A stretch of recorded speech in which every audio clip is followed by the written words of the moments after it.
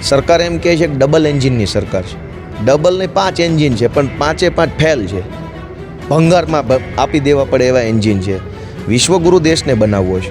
તમારાથી 128 માછીમારો છોડાઈ શકાતા નથી. પાકિસ્તાન જેવા ભંગારિયા દેશ પાસેથી આપણા માછીમારો ના છોડાઈ શકીએ તો શું વિશ્વગુરુ?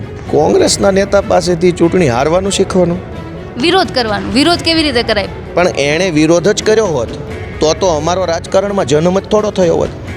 એણે વિરોધ નથી કર્યો, પોચો વિરોધ કર્યો, ગળ્યો વિરોધ કર્યો, મીઠો વિરોધ. કોંગ્રેસ પાસે તમારે શીખવાનું વિરોધ કરતા આવડે છે ને વિરોધ કરતા. અને એણે વિરોધ કર્યો હોત તો ગોપાલ ઇટાલિયા ધારાસભ્ય ન હોત, કોન્સ્ટેબલ હોત. એના પાપે તમે આ ધારાસભ્ય તરીકે આવ્યા છે.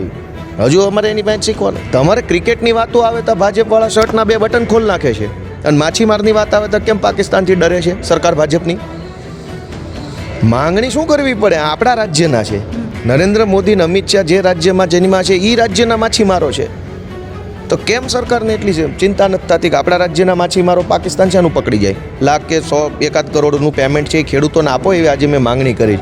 અને તમારી પાસે ખેડૂતોને દેવાના પૈસા ના હોય તો રાજી ખુશીથી રાજીનામું આપીને સારા વૃદ્ધાશ્રમમાં ગોઠવાઈ જાઓ. અમે કરશું. જુવાનિયાઓ સરકાર ચલાવવા સક્ષમ છે. વિધાનસભામાં બજેટ સત્ર ચાલી રહ્યું છે. કામગીરી કેવી ચાલી રહી છે તેને લઈને વાત કરીશું આમ આદમી પાર્ટીના વિસાવદરથી ધારાસભ્ય ગોપાલભાઈ ઇટાલિયા. ગોપાલભાઈ, આજની વિધાનસભા સત્રમાં આજે કઈ પ્રકારની ચર્ચાઓ થઈ છે, શું કહેશો? આ રહી આજની ચર્ચા. કેમેરામાં લઈ લો. 61 નંબરનો મારો પ્રશ્ન હતો આજે વિધાનસભામાં. સરકારને મેં એમ પૂછ્યું કે પાકિસ્તાનની જેલમાં ભારતના એટલે અને એમાંય ગુજરાતના કેટલા માછીમારો છે, અને પાકિસ્તાનની જેલમાં જ રહ્યા હોય અને પાકિસ્તાન સરકારે એમને યાતના આપી, પીડા આપી, એના કારણે ત્યાં કેટલા માછીમારોનું મૃત્યુ થઈ ગયા. તો સરકારે મને જવાબ આપ્યો કે ગુજરાતના 128 માછીમારો પાકિસ્તાનની જેલમાં છે. એમાંથી 3 માછીમારોનું હમણાં જ મૃત્યુ થઈ ગયું. સરકાર એમ કહે છે કે ડબલ એન્જિનની સરકાર છે. ડબલ ને 5 એન્જિન છે, પણ 5 ફેલ છે. ભંગારમાં આપી દેવા પડે એવા એન્જિન છે. વિશ્વગુરુ દેશને બનાવવો છે. તમારાથી 128 માછીમારો છોડાઈ શકાતા નથી. પાકિસ્તાન જેવા ભંગારિયા દેશ પાસેથી આપણા માછીમારો ના છોડાઈ શકીએ તો શું વિશ્વગુરુ? અને શું 5 ટ્રિલિયન ઇકોનોમી? શેની 56ની છાતી? શેની ડબલ એન્જિન? એક ભંગાર જેવો દેશ છે પાકિસ્તાન. એણે ભારત જેવા એકદમ પાવરફુલ દેશના 128 માછીમારો પકડી લીધા. ગૃહમંત્રી ગુજરાતના છે, કેન્દ્રના વડાપ્રધાન ગુજરાતના છે, અને છતાંય જો આપણા ગુજરાતના 128 માછીમારોને સરકાર છોડાવી ન શકે તો હવે બીજું શું બોલવાનું? પાછું વિધાનસભામાં આંકડો આપ્યો અને 3 માછીમારો ત્યાં પાકિસ્તાનની જેલમાં ગુજરી ગયા. તો મેં વિનંતી કરી કે તમારી આ ભાજપવાળાની નિષ્ફળતા છે કે પાકિસ્તાનની જેલમાં ગુજરાતના માછીમારોનું મૃત્યુ થયું છે, અને શ્રદ્ધાંજલિ ગુજરાતની વિધાનસભામાં જ આપો, અને તમારી નિષ્ફળતાનું એકરારનામું આપો કે અમે ફેલ છીએ. પાટલીઓ થપથપાવાની હોય મોદી કરીને, ત્યારે 1 નંબરના હોશિયારો છે. આ માછીમારો કેમ નથી છોડાઈ શકાતા? અને હું તો છું નહીં માછીમાર, હું તો ખેડૂત પરિવારમાંથી છું, છતાંય મને લાગણી થઈ તો સરકારને ના થવી જોઈએ? એટલે આ મુદ્દો. અને બીજું કે 128 + 3 એટલે આ તો આંકડો છુપાયો હશે. હું નથી માનતો કે આ કાંઈ સાચું હશે.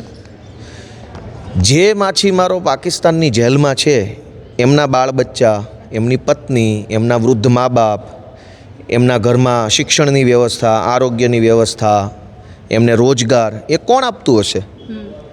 તમે છોડાવી તો નથી શકતા, તો એમના બાળ બચ્ચાનું ભરણ પોષણ તો આ સરકાર કરવી જોઈએ, એ નથી કરતા. હવે તમે મને કાર્યવાહી પૂછો છો, આમાં શું મારે તમને કાર્યવાહી કહેવી? તો શું માંગ શું છે? માછીમારોના પરિવારને લઈને જે વાત કરી, તો માંગ શું કરવામાં આવી છે? માંગ એ જ છે કે હવે આ સરકાર રાજીનામું આપે ને રાજી ખુશીથી વૃદ્ધાશ્રમમાં વહી જાય. અમે કરશું. કેમ છોડાવવા, ક્યાંથી છોડાવવા? પાકિસ્તાન જેવા ભંગારિયા પાસે તમે માછીમાર નહીં છોડાવી શકો. પાકિસ્તાન શું અમેરિકા છે? પાકિસ્તાન ચીન છે? તમારે ક્રિકેટની વાતો આવે તો ભાજપવાળા શર્ટના 2 બટન ખોલ નાખે છે, અને માછીમારની વાત આવે તો કેમ પાકિસ્તાનથી ડરે છે સરકાર ભાજપની? માંગણી શું કરવી પડે? આપણા રાજ્યના છે. નરેન્દ્ર મોદી ને અમિત શાહ જે રાજ્યમાં જન્મ્યા છે એ રાજ્યના માછીમારો છે. તો કેમ સરકારને એટલી ચિંતા નથી થતી કે આપણા રાજ્યના માછીમારો પાકિસ્તાન શાનું પકડી જાય? મેં આજે મુદ્દો ઉઠાવ્યો છે વિધાનસભામાં, આજે 20મી ફેબ્રુઆરીએ. બીજું કે આજે ટેકાના ભાવે જે ખરીદી થાય છે, જેમાં મગફળી, સોયાબીન અને ચણા, અંદર તો બહુ મોટા મોટા દાવા કરે છે, કેમ કે અંદર એની બહુમતી છે, એટલે જે બોલે એમાં બોલા, બાકીના બધાને પાટલી થપથપાવા રાખ્યા છે. અંદર તો ખેડૂતોના મસીહા હોવાના દાવા કરે છે. મેં આજે પ્રશ્ન પૂછ્યો કે અત્યારે હાલમાં ગુજરાતમાં જૂનાગઢ જિલ્લામાં મગફળી, સોયાબીન અને ચણામાં ટેકાના ભાવે કેટલા લોકોએ રજિસ્ટ્રેશન કરાવ્યા ખેડૂતોએ, તે પૈકી કેટલા ખેડૂતોએ એમને જણસ વેચી, અને જેણે વેચી એમાંથી કેટલા લોકોને સરકારે પૈસા ચૂકવ્યા. હવે સરકારે મને લખીને આજે આપ્યું કે અંદાજિત 20,000 જેટલા ખાલી જૂનાગઢના ખેડૂતોને ટેકાના ભાવે એમણે વેચેલી મગફળી, સોયાબીન કે ચણા પેટેના પેમેન્ટ કરવાનું બાકી છે. ખેડૂતોએ કોઈ સહાય નથી માગી, સબસિડી નથી માગી. ખેડૂતોએ જે મગફળી સરકારને વેચી એ વેચેલા માલના પૈસા માગ્યા છે. હવે વેચ્યું એના પૈસા દેવાની આમની પાસે સગવડ નથી. અને વાતો, હવે આપણી કહેવત છે ને, ખિસ્સામાં નથી કેળાના ને હાલો ભેરું મેળામાં. એટલે એ શું કાંઈ બાપાની પેઢીયું છે? ખેડૂતોએ વેચેલી મગફળીના પૈસા દેવાનો વેત નથી અને વિશ્વગુરુ બની જવું છે. પહેલાં આપો આ 20,000 ખેડૂતોને જે કાંઈ 25-50 લાખ કે 100-1 કરોડનું પેમેન્ટ છે એ ખેડૂતોને આપો, એવી આજે મેં માંગણી કરી. અને તમારી પાસે ખેડૂતોને દેવાના પૈસા ના હોય તો રાજી ખુશીથી રાજીનામું આપીને સારા વૃદ્ધાશ્રમમાં ગોઠવાઈ જાઓ. અમે કરશું, જુવાનિયાઓ સરકાર ચલાવવા સક્ષમ છે. બીજી વાત એ કે ગોપાલભાઈ, ગઈકાલે એવી વાત હતી કે આમ આદમી પાર્ટીના નેતાઓએ જ્યારે વિરોધ કર્યો હતો ધારાસભ્યોએ, તો એવું કહેવામાં આવ્યું હતું કે કોંગ્રેસના નેતાઓ પાસેથી શીખો કે કઈ પ્રકારે વિરોધ કરાય. શું કહેશો? કોંગ્રેસના નેતા પાસેથી ચૂંટણી હારવાનું શીખવાનું, વિરોધ કરવાનું. વિરોધ કેવી રીતે કરાય? પણ એણે વિરોધ જ કર્યો હોત તો અમારો રાજકારણમાં જન્મ જ થોડો થયો હોત. એણે વિરોધ નથી કર્યો, પોચો વિરોધ કર્યો, ગળ્યો વિરોધ કર્યો, મીઠો વિરોધ. અમે 24 કેરેટનો વિરોધ કરવાવાળા માણસો છીએ, જે અંદર બોલીએ જ બહાર બોલીએ, અને જેટલું બોલીએ એટલું નાભીમાંથી બોલીએ, ઓઠેથી નહીં. કોંગ્રેસ પાસે તમારે શીખવાનું વિરોધ કરતા આવડે છે ને વિરોધ કરતા. અને એણે વિરોધ કર્યો હોત તો ગોપાલ ઇટાલિયા ધારાસભ્ય ન હોત, કોન્સ્ટેબલ હોત. એના પાપે તમે આ ધારાસભ્ય તરીકે આવ્યા છે. હજુ અમારે એની પાસે શીખવાનું. બીજી વાત, છેલ્લો મારો પ્રશ્ન, કે આપણે જે પ્રકારે વાત થઈ હતી, હાલ તમે 2 મુદ્દાઓ આજે ઉઠાવ્યા છે. આગામી સમયમાં કઈ એવા મુદ્દા હશે આમ આદમી પાર્ટી દ્વારા જે ઉઠાવવામાં આવશે? કારણ કે હજી બજેટ સત્ર ઘણું લાંબુ છે, એટલા માટે.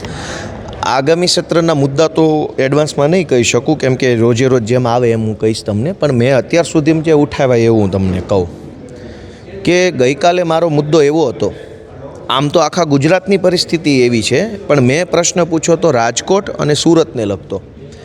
રાજકોટ અને સુરતના તમામ પોલીસ સ્ટેશનમાં પાર્કિંગ નથી એવું વિધાનસભામાં ગૃહમંત્રીએ મને કીધું, લખીને આપ્યું કે રાજકોટ આખામાં અને સુરત આખામાં જેટલા પોલીસ સ્ટેશન છે એમાં પાર્કિંગ જ નથી. હવે સરકાર પાસે પાર્કિંગ નથી તો તમે અમારી ગાડીઓ શું કામ ઉઠાવી જાઓ છો? અને અમારી ગાડી ઉઠાવી ગયા તો તમે એને મૂકશો ક્યાં? તમારી પાસે તો છે નહીં પાર્કિંગ. પોલીસ સ્ટેશનમાં 100-150 પોલીસવાળા નોકરી કરતા હોય, એ પણ કંઈક 2 વ્હીલ 4 વ્હીલ લઈને આવતા હશે, એ ક્યાં મૂકતા હશે? અવડી મોટી વિકાસની ફાંકા ફોજદારી કરનારા લોકો કાલે મને ગૃહમાં જવાબ ન આપી શક્યા કે તમારી પાસે 30 વર્ષ થઈ ગયા, પાર્કિંગ કેમ નથી? પોલીસ સ્ટેશન કે જે ગેરકાયદેસર પાર્કિંગ કર્યું એની ગાડીઓ ઉઠાવી જાય છે, એની પાસે પાર્કિંગ નથી.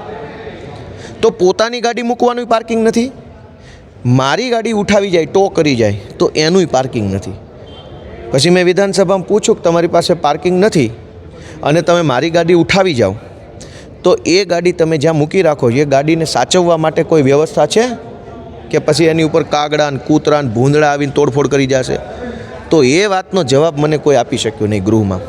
સરકાર કટિબદ્ધ છે ને સરકાર સંકલ્પબદ્ધ જ છો ભાઈ 30 વર્ષથી, તો એ નથી ને પાર્કિંગ. મેં પૂછ્યું, સ્પષ્ટ મારો પ્રશ્ન હતો કે તમારી પાસે પાર્કિંગ નથી તો મારી ગાડી, ડિટેન કરેલી ગાડી સાચવવા માટે તમારી પાસે શું વ્યવસ્થા છે? તો કે અમારી સરકાર કટિબદ્ધ છે અને માનની ભૂપેન્દ્રભાઈના નેતૃત્વમાં આમ થઈ ગયું છે અને માનની સંઘવીમાં આમ થઈ ગયું છે અને માનની નરેન્દ્રભાઈ દેશને વિઝન. એટલે કીધું માનની ઘડીક જપો, પાર્કિંગ નથી તો ગાડી કેમ સાચવશો? તો નથી જવાબ. એની પહેલાં મેં પ્રશ્ન પૂછ્યો કે ટાઉન પ્લાનિંગમાં 40% જમીન જે સરકાર કાપી લે છે એ સદંતર ગેરકાયદેસર છે, ખોટું છે. મેં 1000 વખત ઓન કેમેરા કીધું છે કે કોણ માયનો લાલ છે, કાયદાની ચોપડી ખોલીને મને એ લાઈન વંચાવો.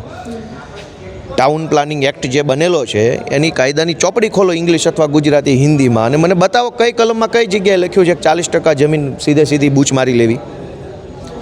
કાયદાનું મનસ્વી અર્થઘટન કરીને, ખોટું અર્થઘટન કરીને, મનઘડત અર્થઘટન કરીને ભાજપની સરકાર 40% જમીન કાપી લેશે. પછી એ 40% જમીન મોકાના પ્લોટ ઉપર ટીપીમાં ગોઠવી દેશે, કોર્નરના પ્લોટમાં. પછી એ કોર્નરના પ્લોટ ભાજપના પોતાના મળતિયાઓને વેચી મારે છે. પછી એ ભાજપના મળતિયાઓ એ પ્લોટમાંથી પૈસા કમે, એમાંથી ભાજપને ચૂંટણી ફંડ આપે. એ ચૂંટણી ફંડની ભાજપ ભારત માતાની જય બોલાવે. આ ધંધો હાલે છે. મેં વિધાનસભામાં પ્રશ્ન પૂછ્યો કે તમે જે 40% જમીન કાપો છો એ 40%ના વળતર પેટે ખેડૂતોને કાંઈ આપો છો? તો મને ના પાડી. તો ખેડૂતોને વળતર દેતા નથી, ખેડૂતની જમીન મફતમાં પડાવી લીધા પછી ભાજપના ગુંડાઓને તમે વેચી નાખો છો જમીન. તો વેચવા માટે લઈ લેવાની કોઈની જમીન? તમારે સાર્વજનિક હેતુ હોય તો પણ મફત નથી લેવાની. કાયદામાં એવું લખ્યું છે કે તમારે પોલીસ સ્ટેશન બનાવવું હોય, ફાયર સ્ટેશન બનાવવું હોય, બગીચો બનાવવો હોય તો પણ ખેડૂતની જમીન મફત નથી લેવાની. પણ એક વખત માનીએ કે સાર્વજનિક હેતુ માટે ત્યાં ફાયર સ્ટેશન બને છે અને 40% કાપી, તો એક વખત જતું કરી દે ખેડૂત. પણ ફાયર સ્ટેશન બનાવવાને બદલે ઉદ્યોગપતિઓને એ જમીન મોકાના પ્લોટ, કોર્નરના પ્લોટ, ખૂણાના પ્લોટ વેચી નાખે છે. મેં કાલે વિરોધ કર્યો તો મને હરખો જવાબ ન મળ્યો. આવા તો અનેક પ્રશ્નો છે. અમારા મત વિસ્તારની અંદર મેં આજે પ્રશ્ન મૂક્યો હતો કે પિયાવા, રાજપરા, જાવલડી, માણંદિયા, દુધાળા, મોટા કોટડા, શોભાવડલા, ઘોડાસણ, મુંડિયા રાવણી અને જાંબુડી આટલા ગામ છે. આ ગામમાં સરકારે 1960-61ની અંદર ખેડૂતોને જમીન આપી, અલગ અલગ જ્ઞાતિના, અને ખાતે કરી દીધી. અને પછી 1970-71માં સરકારે એની જમીન વન વિભાગને ફાળવી દીધી. એકની એક જમીન 2 વાર ફાળવી. એના કારણે ખેડૂતો અત્યારે હેરાન છે. આજે મેં પ્રશ્ન પૂછ્યો તો સરકાર પાસે કોઈ જવાબ જ નથી એનો. તો દરેક મુદ્દામાં આમની પાસે કોઈ જવાબ જ નથી. પણ ક્યારે પ્રશ્ન જ્યારે હજડ બમ પૂછો ને ત્યારે કોંગ્રેસ જેવો પોચો પ્રશ્ન પૂછો ને તો આ માથે ચડી જાય છે. તમે કીધું ને કોંગ્રેસ પાસે જ વિરોધ શીખો. તમે જુઓ કોંગ્રેસના પ્રશ્નોનું લિસ્ટ જુઓ. અત્યારે વિધાનસભાની વેબસાઇટ છે ને નેવા, NEVA, નેશનલ ઈ વિધાન એપ્લિકેશન, એમાં જુઓ ગળ્યા પ્રશ્નો પૂછ્યા છે. અમારા જેવા લોઢાના પ્રશ્નો પૂછો તો ખબર પડે કેમ ભાજપવાળા જવાબ આપે છે વિધાનસભામાં. ઊભા નથી થતા મારા પ્રશ્નનો જવાબ દેવા, બેઠા હું કર્યા કરે છે. વાત એમ છે. બિલકુલ ગોપાલભાઈ અમારી સાથે જોડાયા, માહિતી આપી તે બદલ આભાર આપનો. તો આ હતા ગોપાલ ઇટાલિયા વિસાવદરથી આમ આદમી પાર્ટીના ધારાસભ્ય, જેમણે વિધાનસભામાં કઈ પ્રકારના સવાલો ઉઠાવ્યા છે તેને લઈને વાતચીત કરી અને આગામી સમયમાં હજુ પણ વિરોધ છે તે ઉગ્ર જોવા મળશે તે તેમના તેવર ઉપરથી સ્પષ્ટ કહી શકાય. આપના વિચારો, આપના મંતવ્ય છે અમને કોમેન્ટ બોક્સમાં જણાવો અને અમારી ચેનલ લાઇક, શેર અને સબસ્ક્રાઈબ કરવાનું ભૂલશો નહીં.